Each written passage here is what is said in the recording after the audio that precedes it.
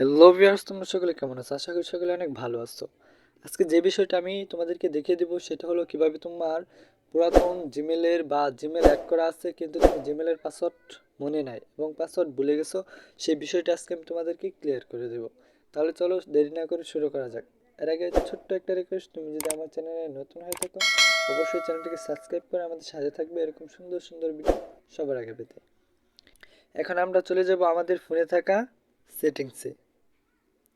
সেটিংসে ক্লিক করার পর আমাদেরকে সেটিংয়ের ভিতরে ঢোকানোর পর আমরা এখান থেকে প্রাইভেসিতে ক্লিক করব। ক্লিক করার পর এখান থেকে আমরা দেখেন লেখা আছে আউটফিল সার্ভিস ফ্রম গুগল, এটাতে ক্লিক করব। ক্লিক করার পর এখান থেকে আমরা চলে যাব পাসওয়ার্ডে ক্লিক করব। ক্লিক করার পর এখানে দেখছেন আমাদের কিন্তু অনেক কিছু শো করবে। শো করার পর আমরা এখান থেকে গুগল ক্রমে ক্লিক করব।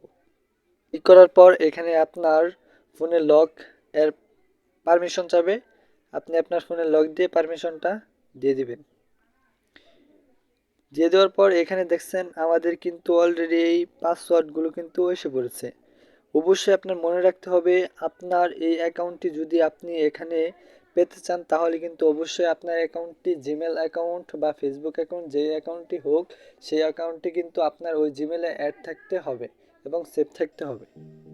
এখান থেকে আপনি চাইলে প্লাস আইকনে ক্লিক করে আপনি আপনার পাসওয়ার্ড দেখে নিতে পারেন। এখান থেকে চাইলে আপনি ফেসবুক এবং যেগুলো আপনি জিমেলে সেভ করে রেখেছেন সেই বিষয়গুলো কিন্তু সবগুলো এখান থেকে দেখতে পারবেন। আশা করি ভিডিওটা ভালো লাগছে। যদি ভালো লেগে থাকে অবশ্যই একটি লাইক করে আমাদের চ্যানেলের সাথে থাকবে এরকম সুন্দর সুন্দর ভিডিও সবার আগে পেতে।